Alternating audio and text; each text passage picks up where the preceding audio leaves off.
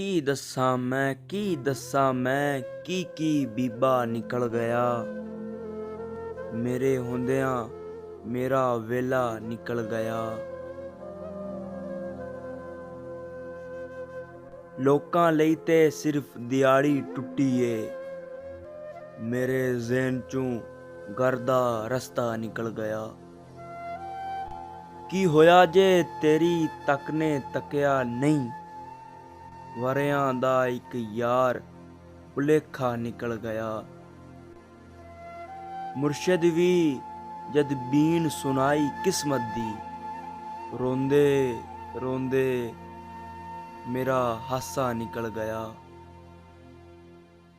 ਗੌਹਰ ਮੈਨੂੰ ਮਾਣ ਬੜਾ ਸੀ ਯਾਰਾਂ ਤੇ, ਆਖਿਰ ਜੇਬ ਚੋਂ ਇਹ ਵੀ ਸਿੱਕਾ ਨਿਕਲ ਗਿਆ।